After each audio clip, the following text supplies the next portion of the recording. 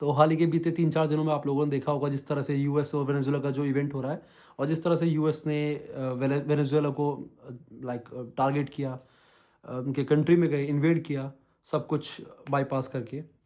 तो जिस तरह से इन लोगों ने प्रेसिडेंट को कैप्चर कर लिया, उसके बाद क्या सच में ये फाइट जो है ऑयल को लेके है, बिटकॉइन को लेके है या सिस्टम को लेके है? सिस्टम आई मीन कि जिस तरह से वेनेजुएला ने पिछले 5-6 सालों में डॉलर को चैलेंज किया है, तो शायद कहीं न कहीं वो खेल है, क्योंकि ऐसा कहा जा रहा है रिपोर्ट्स के अगर देखें हम, कि कहीं न कहीं वेनेजुएला जो है वो ऑयल सेल कर रहा था अपना, इवन दो बाकी कंट्रीज़ में, लेकिन वो बिटकॉइन में पैसा लेता था रेदर देन डॉलर्स में, क्योंकि जितना भी ऑयल का इम्पोर्ट एक्सपोर्ट होता है, जितना भी ट्रेड होता है, वो सब डॉलर्स में होता है हमेशा से।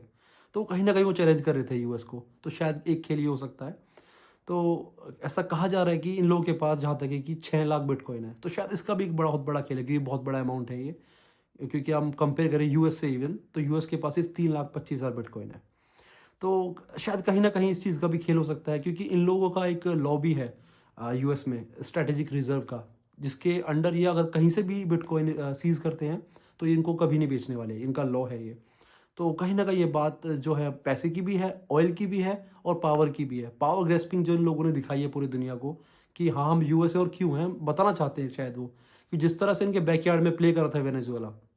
तो उन लोगों ने बताया है, जो कि अभी शायद चाइना ताइवान के साथ नहीं कर पाया, रशिया यूक्रेन के साथ नहीं कर पाया, पर इन लोगों ने शायद कुछ महीने, शायद कुछ साल में करके दिखाया। तो कहीं न कहीं ये जो लड़ाई है शायद थोड़ी ऑयल की भी है, शायद बिटकॉइन की भी है, शायद थोड़ी पावर की भी है। तो बाकी आने वाले टाइम में देखते हैं अभी क्या इसमें प्रोग्रेस होगी, अपडेटेड रखेंगे आपको। So in the meantime please make sure to subscribe and press the bell icon please.